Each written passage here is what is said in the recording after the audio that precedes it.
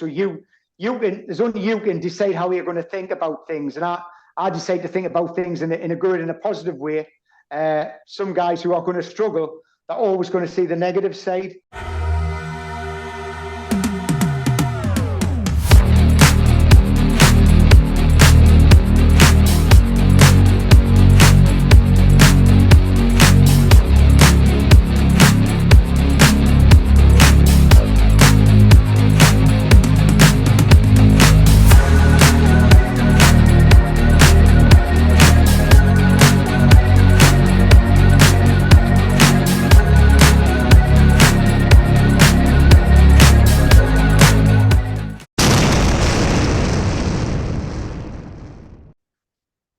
Jeff, how are you, brother?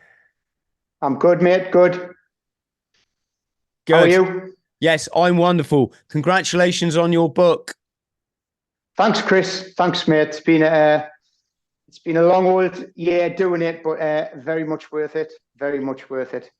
Well, mate, you've been on a long old slog, haven't you? First, the Royal Marines, serving not only in the Falklands but also Northern Ireland, and then a full career in the fire service.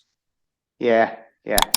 And I wanted to chat to you today, Jeff, because I'm all about mindset these days and how it seems that every man and his dog, plus every woman, seem to be struggling with their mental health, and I'm really big on that. I say to everyone, there's no reason every day not to wake up in paradise. If you've got stuff, you got to heal the past and move on. And I thought you'd be the ideal candidate to discuss this through, because you've also gone on to be what would you call yourself, like a fitness instructor or a well-being? I suppose I'm a mindset, mental health and exercise coach. That's the kind of qualification I've got. I've done the courses and stuff like that, and obviously nearly 60 years of experience, which to me means a lot more than any qualifications, as you probably agree. If you've been through a bit of hardship, you can then help other people, in my opinion. Jeff, so yes, that's where I am. You grew up in Newcastle. Yeah. North Shields. Yeah. You, like me, we had that. I'm just figuring 70s childhood, right? Yes. Yeah. What do we think when you look at young people now? It's incredibly different. Yes. Huge. What do you think the good points about growing up in the 70s were, and what do you think were the not so good? Let's hit the good points first. From where I think kids and children are going to struggle these days is resilience. I don't know about you, but when I was young, I was born 1964, so I was, in the early 70s. You would go out to play with your mates. You'd be out all day. You'd fall over. You'd hurt yourself. You'd come back. Your mum would kiss you on the cheek. Oh, you're all right. Back out you go, stuff like that.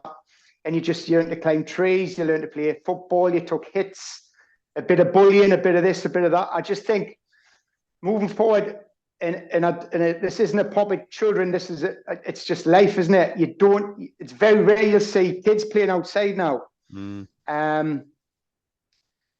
Certainly around my area, the streets I would be on, it would be just gangs of kids and things playing. And I know there's cars and there's busyness, but there's certainly fields and playgrounds, but you don't ever see congregation of kids playing. And I think that's a little bit of a lacking these days. I mean, I don't want to judge. It's a lot of them will be stuck inside on their computers and things, or they'll come in from school and they might have a boatload of homework. They haven't got time to go out, or maybe their mum and dad are a bit overprotective. But back in our day, it was literally, if you haven't got school, you're out first thing in the morning. You come back to get fed and watered, and then you're back out again, and you'll come back to get fed and watered, and then you're off to bed again. And even school, you would rush home from school to get out and play out in get them knocks of growing up. We all took a lot of knocks growing up, whether it's, like I say, falling off a wall you climbed over, trees, playing football, getting hard tackled, anything like that. But I don't tend to see that these days. I don't know about you down your neck of the woods, but yeah, I think that's it's probably, yeah. I think it's universal, isn't it now? And yeah, like you say, some of the best moments in my childhood, we used to just go on adventures, out the house in the morning as soon as we got up. Maybe you watch Tarzan first, which I used to love. Yeah, Lord of the Jungle, absolutely. Even that though, Yeah. Tarzan was like my role model, and it always is and always will be. And as such, I've had a wonderful life. Yeah. Yeah. On the downside, let's talk about corporal punishment, because I think young people these days would find it really hard to understand that when we was kids, and I'd say any adult, because that was my experience. Obviously, my experience isn't the same as everyone's, but when I was young, it was like any adult could come up, smack you around the head. Half the time, you hadn't done anything wrong. They thought you were someone else or something, Yeah. That if you weren't paying attention in class, you could get the board rubber thrown at you as hard as the teacher could, and it would smash people's faces up. Yes, all I was going to say is I think it's very different now. If you did that to a child, you'd probably be facing prison, if not more. But I just picked up on it, Jeff, because you mentioned corporal punishment in your book. In my book, yeah. Like, I mean, I have not had your experience, and I can't remember any random people hitting me. You never know. But school-wise, my teacher had a big slipper on the end of his desk, and that was, you knew you were getting that slipper if you were, what you call in them days naughty. Whereas these days, I don't think you would get that, and rightly so. By the way, I mentioned in my book, it would be classed as assault now, getting hit with a slipper or something like that. And by no means am I saying it was a good thing then, but it was our time. It was our time, and I'm sure a lot of these teachers have reflected on what they did and thought, hold on, I shouldn't really have done that. I should have talked to them or something like that. But that was the culture in them days. And if you were wrong again, you would go to the headmaster and get punishment. Again, where was the sitting down and talking to you and explaining? That's how I would go these days, and rightly so. Back in them days, it was definitely classed as assault, but we didn't know any different. And I suppose, in a way, they're ruled by fear instead of respect. And sometimes, fear and respect morph into one, but it was definitely more fear of stepping out of line than respecting that teacher. You were scared rather than you would be a good lad or a good girl because you respected that teacher, not because you feared them. And I think in my day we feared the teachers. And me personally, that isn't a good thing. You should be talking to them now and explaining how you should behave. That's just my opinion. But you're right, it was hard times, but I certainly didn't have it as bad as you, but there was humiliation involved. Let's come and talk about Royal Marines training, because both you and I made that decision to go down to Lympstone. I heard recently that they've added another 4 weeks to the training as like a pre-build up. I don't know how authentic this is, but apparently it's because, or this was what I was told, the young men now are just physically not built like we were, with respect that we was always throwing ourselves out of trees and on our BMXs and all this kind of stuff. Do you think that it's probably softened a bit around the edges? I've never heard of that extra 4 weeks. I mean, back in my day, they never had the pre-test either. I don't know if you wouldn't have had them either, did you? The pre-course 4 days. Yeah, it was called the PRC in my day, the Potential Recruits course. Yeah, three 3 days. And to be honest, you bloody did everything on that 3 days that you do in training thereabouts. Yeah. Yeah. We just did it in loose order. Obviously, we didn't do a 30 miler, but we did the endurance course as civilians. Yeah. But no, it's now called the Potential Royal Marines course. And you guys just rocked up down there, did you, after the... Yeah. the Just jumped on office? Yeah, like I say, out my book. I mean, a few weeks earlier, I was at school, and then I got through my tests and things. And just 4 days after my 17th birthday, I was on the train heading down there and into Lims. So straight into there, we had no... And even then, there wasn't very many videos and things like that, mobile phones where you could do a bit of Google search and things like that. It was basically off that train and then into the training, you know what I mean, into the camp. I think it's probably a good idea, because it costs a lot of money to get a Marine from basic to end game, doesn't it? So it's probably not a bad thing to whittle out the guys who aren't going to make it. Because of the cost implication, if nothing else. But as for guys not being as up and ready for it as we were in them days, I suppose there's always that, isn't there? But I find a lot of young lads these days are into the weight training and their fitness. Back in our day, I think it was just running. I was just a runner. I never joined a gym till I was 18, sort of thing. You know what I mean? Weight training and things like that wasn't a thing. But a lot of the guys these days, I mean, I've got a son. He's 26, 27. He started to go to the gym. A lot of that peer group started to go to the gym and stuff like that. So I don't know if they're going to be. It might be a mental thing. They mightn't be as prepared, but physically they may be. Do you know what I mean? A lot of them play sports, football, rugby, so they're probably prepared physically. But the mental side of it is, as you know, and all the guys who are watching this will know, that is most of it. If you can't handle it mentally, you're not going to do it, are you?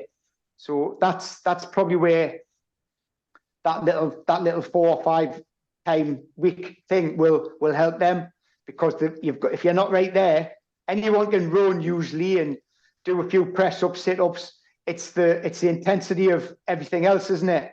Absolutely. Of the mindset. Yeah. I should point out to our friends that I didn't ask Jeff that. I'm not trying to put down any Royal Marines, not at all. I'm just honestly fascinated from a, what would we say, an anthropological perspective about how life is changing and how it's becoming so much more digitalized is the word, and how this affects our mental health, how it changes our bodies physically. If you think about it, Jeff, our ancestors must have been pretty nails. You know, they came through all kind of weather, ice ages, famines, droughts, etc. I reckon, I mean, people can see now that we're easily capable of running up to 100, sometimes 200. Some people run 300 miles in one go. Yeah. Be interested to see where we're going to be in another 50, 100 years with all the technology. That's nutrition, everything's come on, hasn't it? Sports science. It's come on, and it hasn't come on, isn't it? You know. Yes. Yeah. There's nothing like putting your trainers on and just going for a run. Yeah.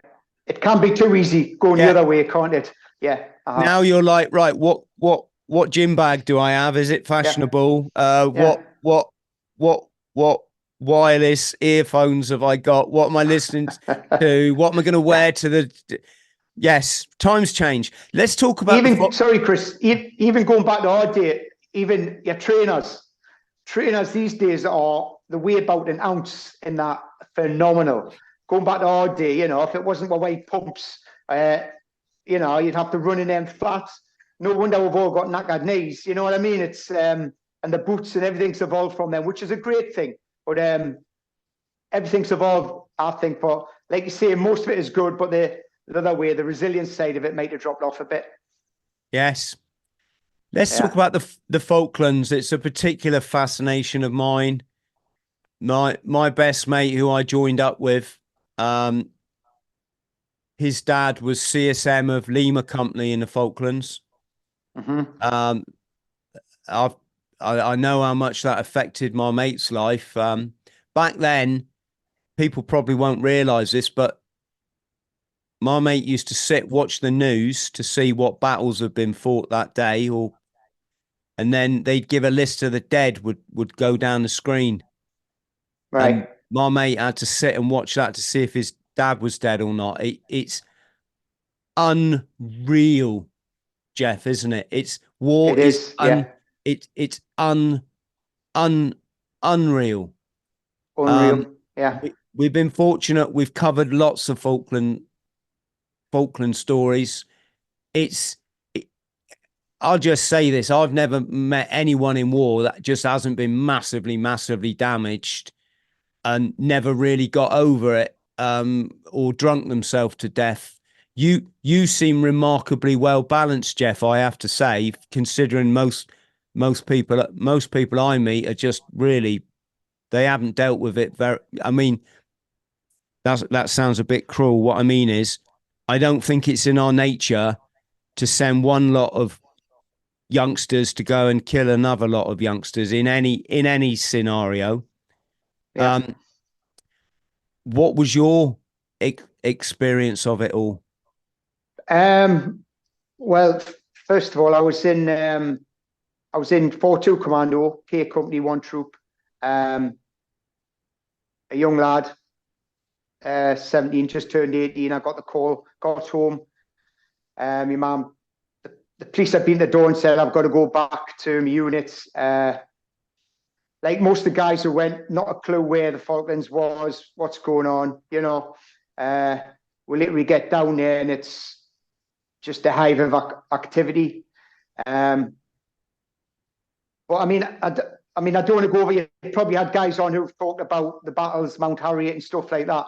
That's where I was involved with that, obviously through K Company 1 Troop. Quite good battles from a loss point of view. I mean, we done my job. We took Mount Harriet, a few other little skirmishes. Absolutely textbook. Some people may call it attack up the hill bar and stuff like that. Took a lot of prisoners, killed a lot of guys. We lost a couple. It wasn't until afterwards, that's the whole thing of what I did writing this book, has just makes you realize what you actually went through at the time, because you don't know at the time. You know what I mean? You're just doing your job, and being so young as well. It was like a bit surreal, if you like.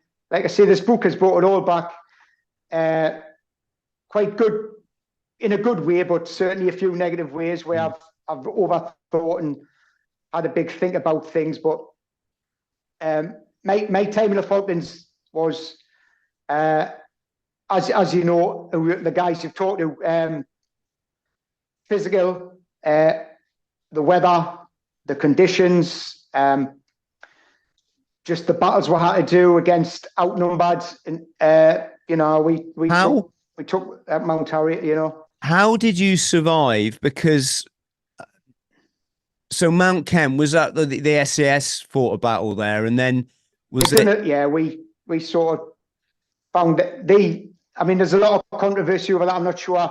Apparently, they were coming down. We went up. There was a few contacts there, and then we stayed there for a little while. With no Bergens or anything, or fucking freezing. It was a proper bind. It was literally, like I say, when we had what we had in our pockets, rations wise, fucking packed of Rolos and the fucking biscuits or something like that. But it was freezing. Our kit was wet, and when you got our Bergens, I think it was probably a day and a half later, and that was just like a godsend, where we could change our clothes and then get ready for the attack on Mount Harriet, which followed later. You know, absolutely. Yeah. Obviously, what stood in good stead was most of what I had done in Norway. Obviously, Arctic stuff. We're well versed in how to change your socks if they're wet and stuff like that. But if you haven't got anything to change into, you're struggling, aren't you? So obviously it helped with being Arctic trained. And I think most of the guys were, especially, I mean, I was probably the last. There wasn't many after me that joined the unit that went to the Falklands. I joined I think I joined in October, November, and then we got deployed in April. So there wasn't many after me who joined. It seems criminal now that if you're going to deploy lads like that, you should at least say, lads, just grab your sleeping bag. And back then it was a poncho, wasn't it? At least grab a poncho in your sleeping bag, because you're probably going to be out for a night or two.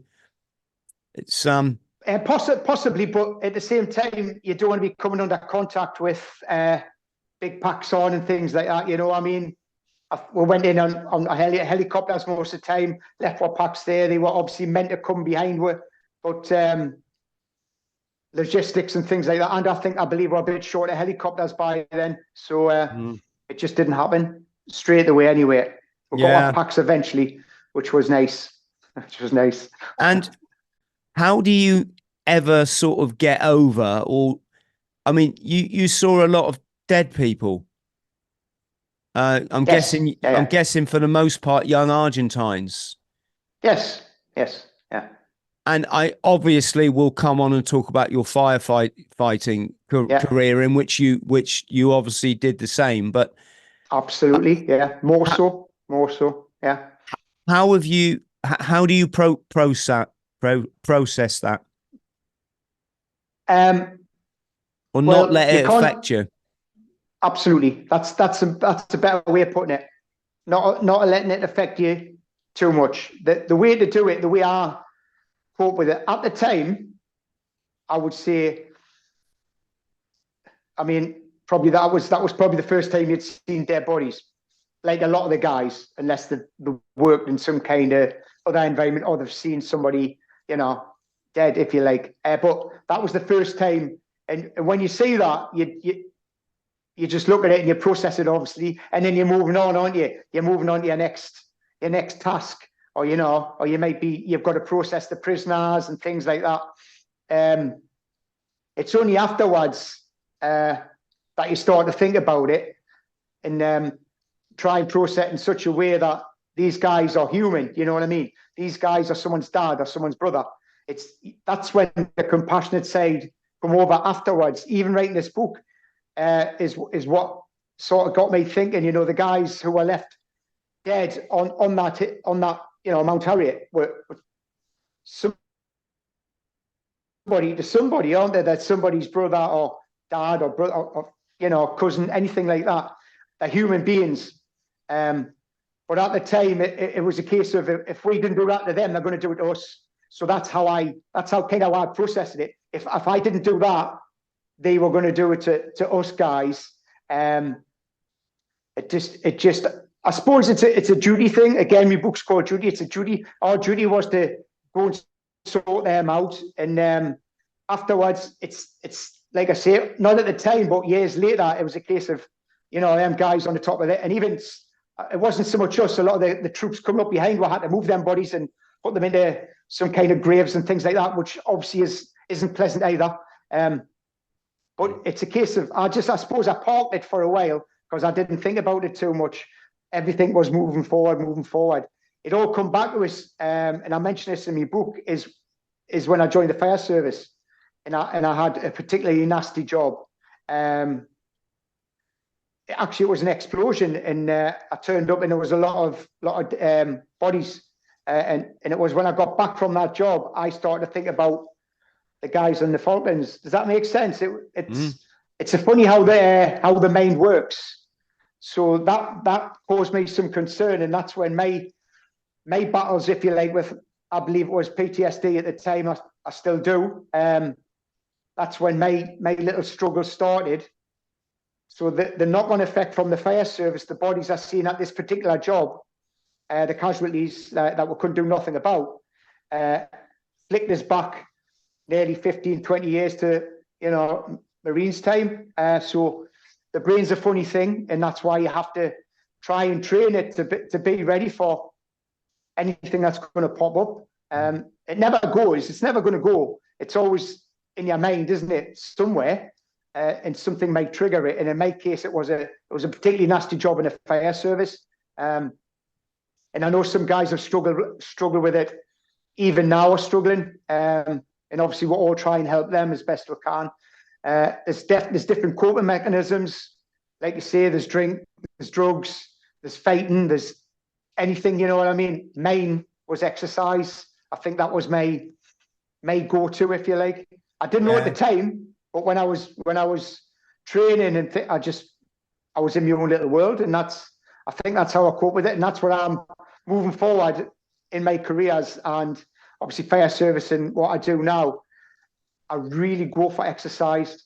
It doesn't have to be really hardcore stuff, but exercise to your own level, if you like, and it's really good for the mind. It's not a cure, but it's a help. It's a management.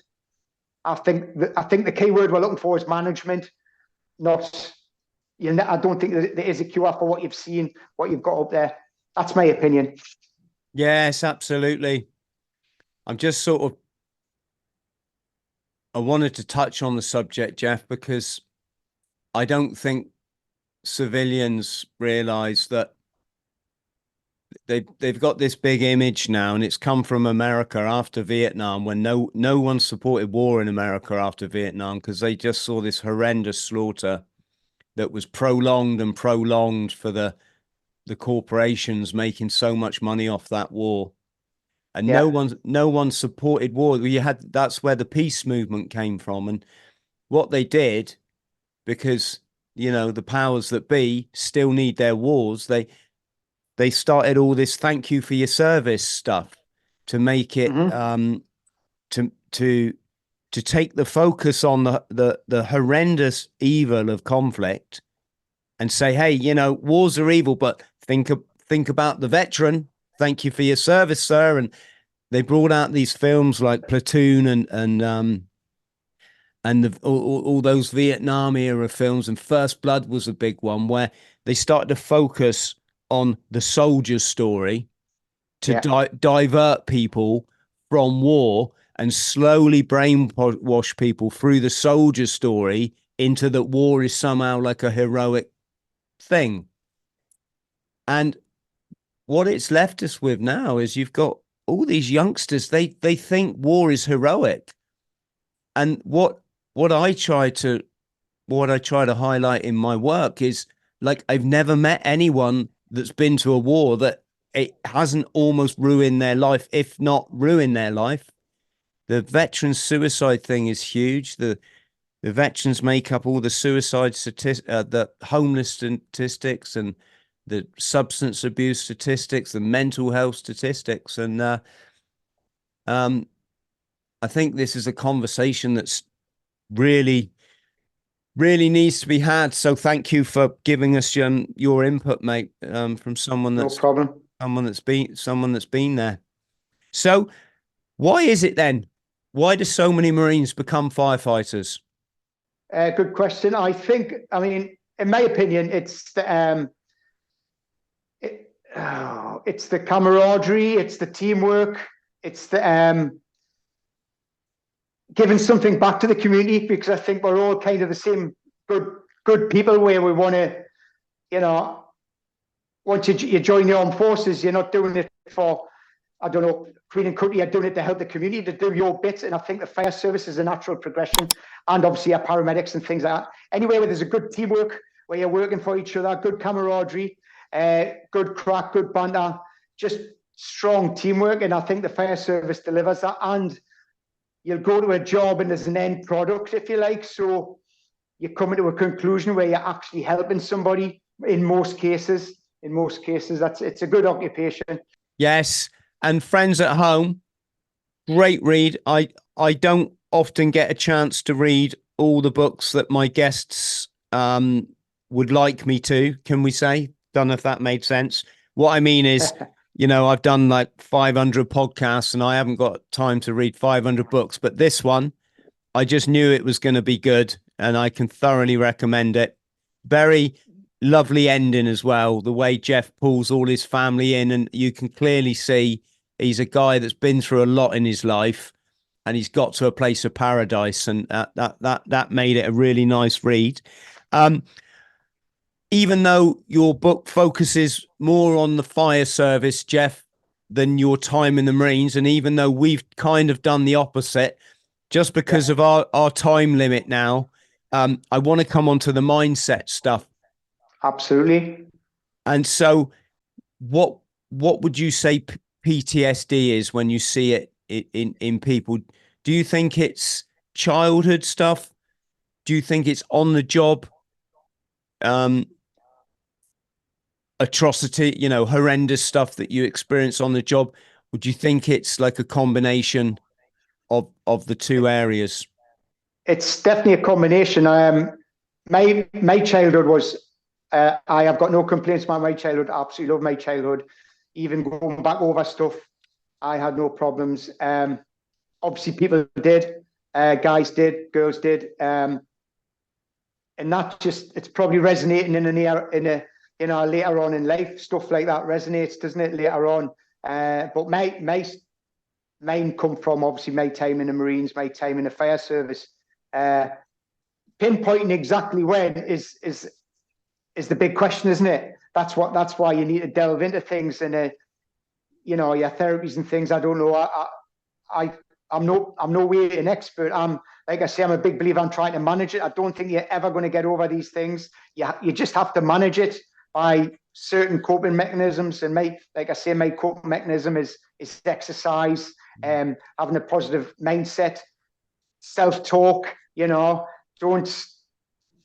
Don't be negative. Think positive. You might be positive. It's all stuff like that. It's all in your hands to change your mindset, isn't it? Mindset is in your control. So there's only you can decide how you're going to think about things. And I decide to think about things in a good and a positive way. Some guys who are going to struggle, they're always going to see the negative side. And if you're seeing the negative side and everything, you're going to be negative. That's not what I do, and that's not what I coach. I coach changing things. Look for the good side. And if you do fuck up, if you like, what you learn from that, you're not going to do that again, are you? So learn from your mistakes and build practices in your life where you're going to build your resilience as well, because you only get resilience by going through hardship, don't you? Most of the time, that's how you build your resilience. We're talking about earlier with it being young. So don't try not to shy away from doing hard things. If you do hard things, you're going to build your resilience. I'm not talking about running marathons or swimming across the channel. I'm talking about doing hard things. Don't always take the easy route. Take the hard route just to challenge yourself and build a bit of resilience. That's how I do it. That's what I coach. Absolutely. Because if we don't do stuff out the box, we don't learn out the box lessons. And that means we're just like everyone else. Yeah. And everyone else they're not doing that well at the moment. Everyone else seems to have quite so many issues. So good point. I'm going to tell you two characteristics about you that I know you have because of your mindset. First of all, you are grateful for this life.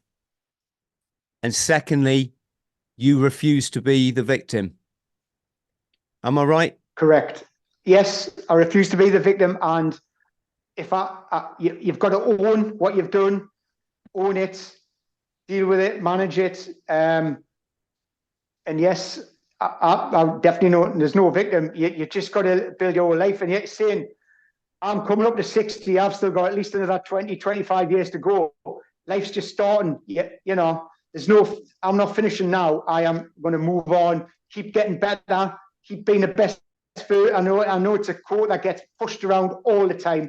Just try and be your best on your little day-to-day things, and life's going to be so much easier rather than just ducking the hard things. Hard things are going to come your way, and then deal with it. You have to deal with it. Don't push it to the side.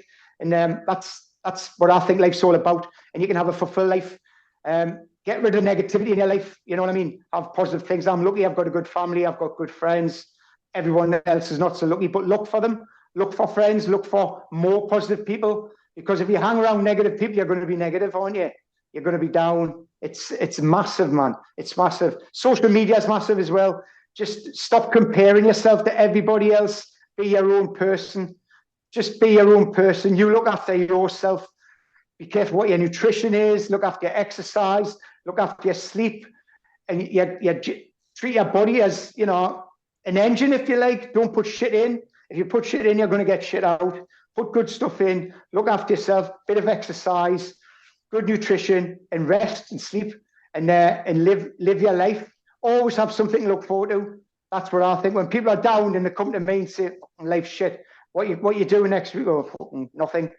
Put something in place where you've got something to aim for. It doesn't have to be, you know, a Caribbean cruise. It could be a nice walk. It could be a little, you know, a little coffee with one of your friends, something like that. You need something to look forward to. Stop just existing. Get yourself in charge of your own life and create your future. Yeah, that's how I roll in my life anyway, and in my coaching. Create your own future. Yeah, you're here for, you know, a good time, not a long time. Jeff, I think you just summed it up brilliantly, brother. Yeah. And on that note, have you got any social media? I'm guessing you probably don't do that sort of thing a lot, but is there somewhere you want people to look you up? Yeah, I'm not massive on social media. I'm Jeff Stever on Instagram, Jeff Stevenson on Facebook, and me books on Amazon duty. So if anyone wants to grab that book, you can get in touch with us if they've got any questions. No bother through my social media, but it's all good. All good. Yeah. Thank you for having us. Absolutely no problem, Jeff. It's been a real pleasure. Thank you for your book, because, you know, I like to read good stuff, and good.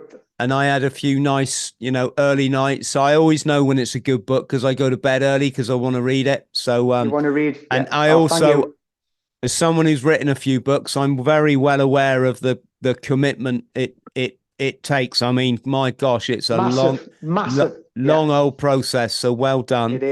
It is. Thank you. We'll put your links below, Jeff, for everybody. We'll put a link below to buy Jeff's book, friends. So just have a look in the description box. That just leaves me to say, Jeff, stay on the line while I hit the record button off. But for the purposes of the tape, massive thank you, Royal. Thank you very much. To our friends at home, please look after yourself. Thank you for tuning in to another edition of the Bought the T-Shirt podcast. We'll see you soon. Much love. Thank you.